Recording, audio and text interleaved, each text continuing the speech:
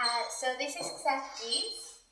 Today I would like to talk a bit about what we do in our largest project, which is our festival, but also the many initiatives that the NGO has embarked on, and how we think it can contribute towards social change, sustainability, and community empowerment.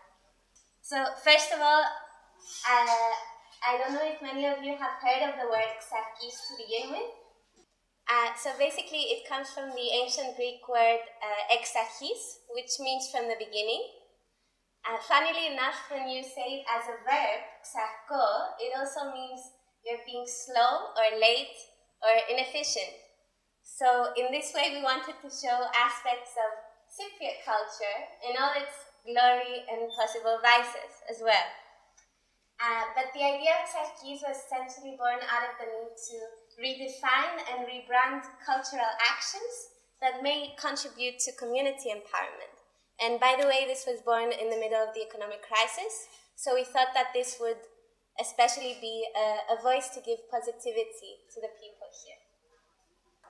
In terms of our vision and mission, we essentially want to encourage and inspire a more active and participatory civil society by encouraging cross-cultural, intergenerational, cross-disciplinary collaboration, people from different age groups, educational and professional backgrounds come together in order to celebrate local culture.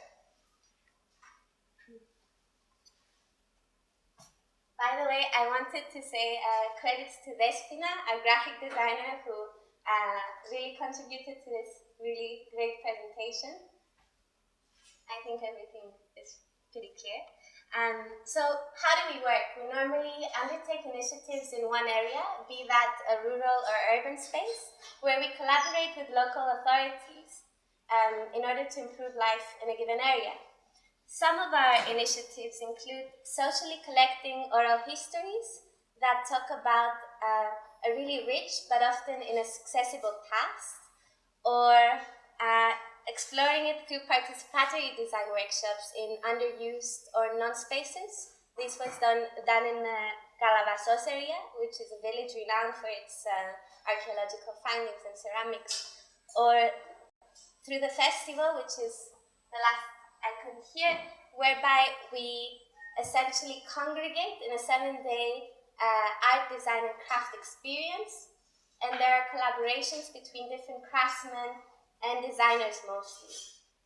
And all this takes place in a festival atmosphere, with the climax being our music schedule. Okay, so this is pretty obvious. Why in Cyprus and not in London or any other rainy sort of place? First of all, it's the sun. Looking at the resources that we have in Cyprus, we really want to promote it in terms of its assets of hospitality, of weather, of cuisine, local products, the rich crafts that we have in here, and also exploring the nature. I mentioned in the beginning that the festival came out of a response to the economic crisis. We started off by mapping out all the positive aspects, but also the potential negatives. And then in rephrasing what the project was, we decided that actually it's challenges and not negatives. So positive here, we can see that this crisis is helping us move towards a more sustainable economy, whereby we have a great number of youthful and educated population. We see a rise of collaborative culture. I'm sure many of us here today will talk about the rise of smart startups as well, and collectives being born out of this crisis, and a need to move in a less individualistic form of pattern. We also see that this crisis is leading towards ecological sensitivity and a rebranding of cultural heritage, redefining what our identity means and what it means to people. And moving on to our approach, so there's a question here saying how design can help towards the dealing, την αντιμετώπιση of the greatest challenges that we have. For us, right now, it's through the use of participatory design processes. And I don't know if anyone is using such methodologies here in this room today. I assume not.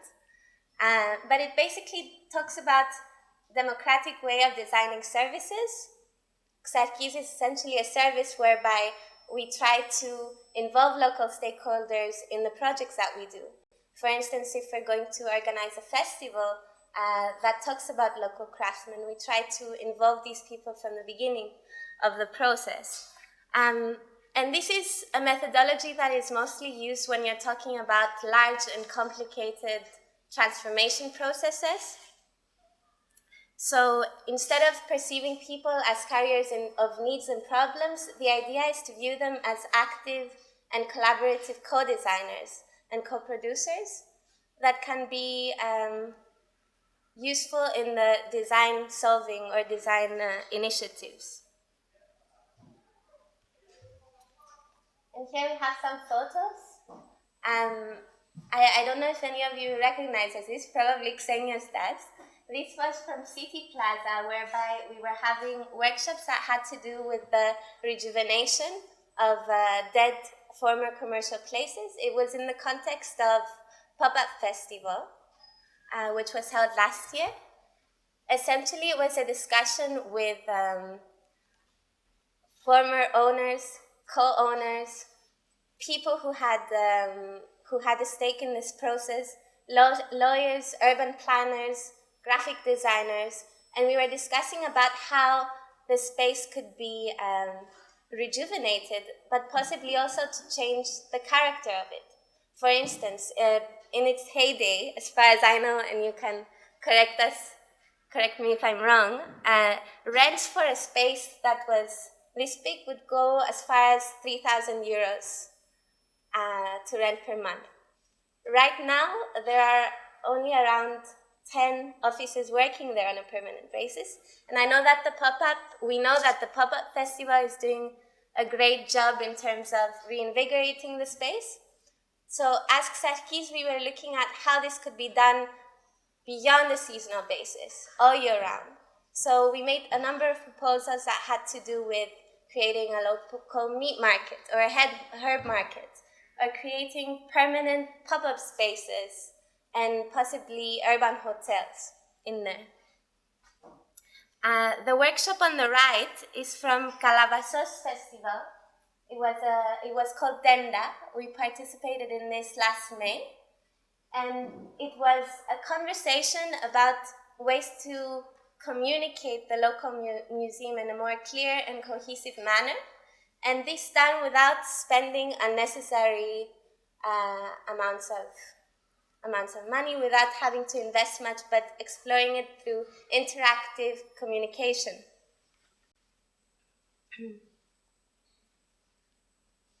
And this is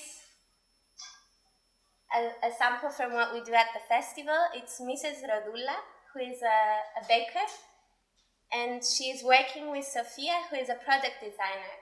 And they started off making bread with prosimi, but they ended up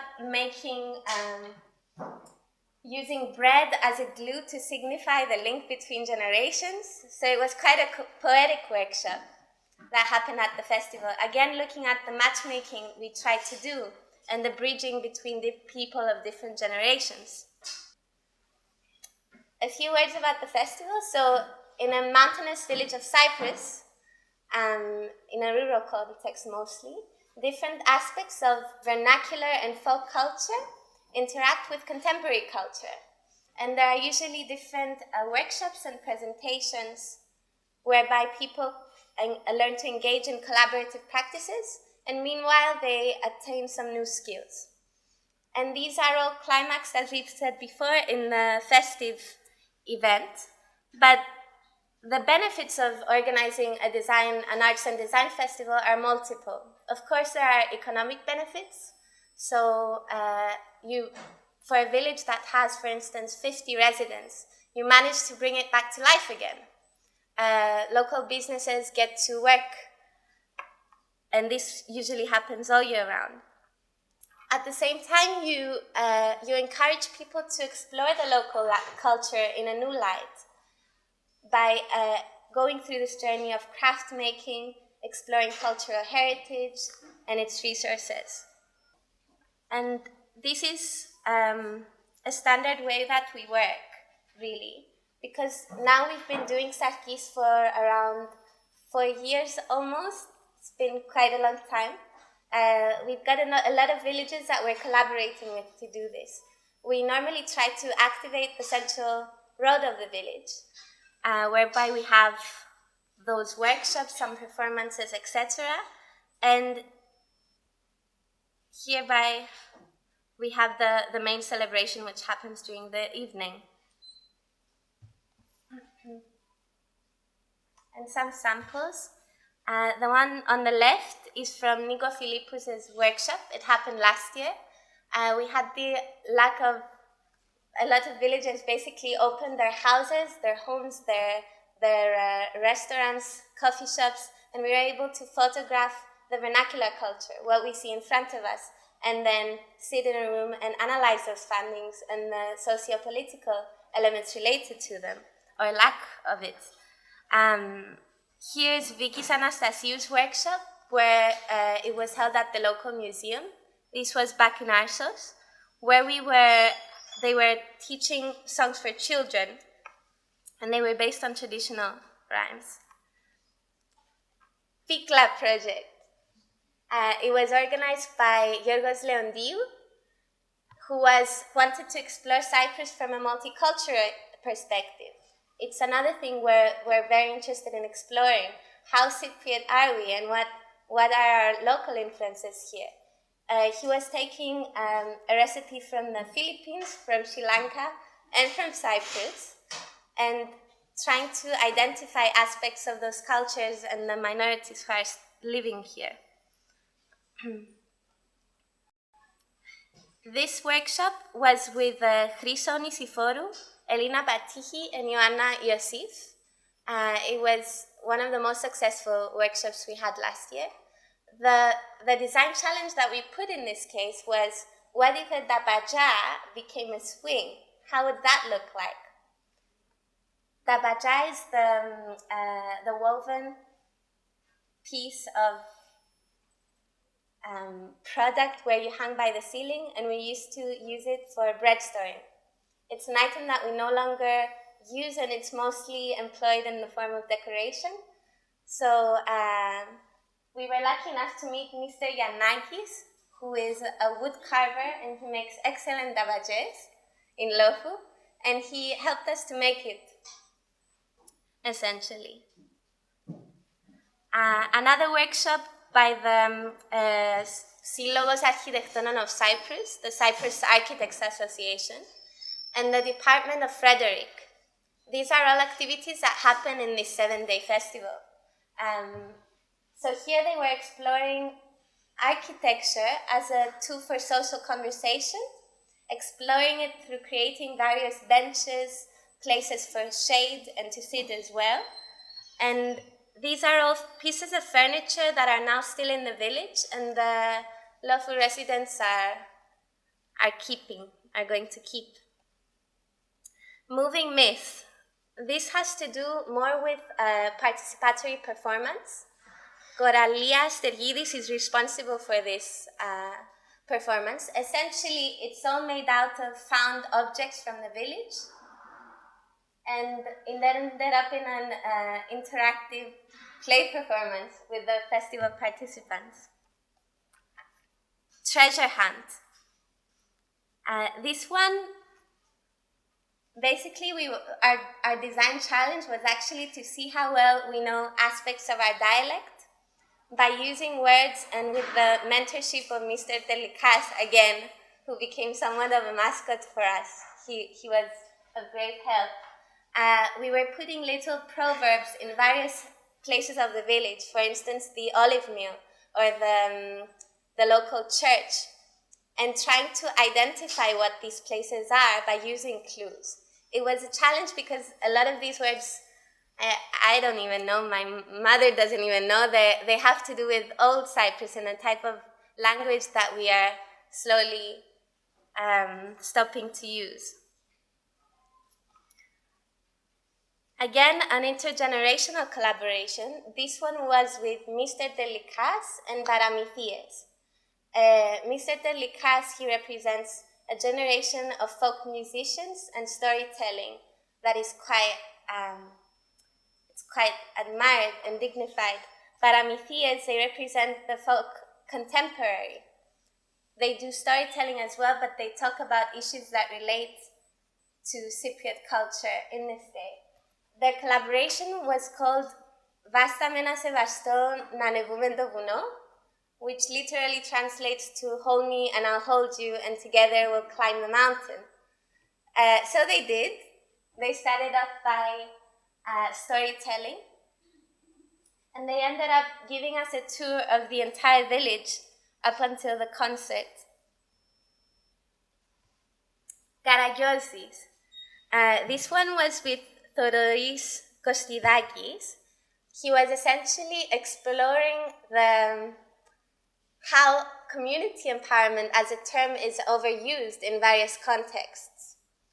For instance, it's now known as a bubble terminology, even used by big corporations like Starbucks. So this performance was more of a self-sarcastic intervention, also identifying how in design there should also be a sense of criticism and self-reflection about the terms that we use and how we decorate a number of initiatives. And just a small timeline of what we do. So up to now, our main project has been the festival, which we think has had, and we hope that it will have in the future, a contribution towards those communities that live in those rural contexts, but also of the local design scene, mostly. And future projects that we're planning include the revival of what we know as Glendi, the ziyafeti, which comes from ziyafet, it's a Turkish word. And these are essentially one-day festivals that are more specific according to locations. And then it's developing voicing stories and craft stories, which is again focused on oral history, but with the difference that it tries to bring it down to non-experts, something that we like to do, a fusion of expert knowledge, for instance, collaborations with academics, and grassroots.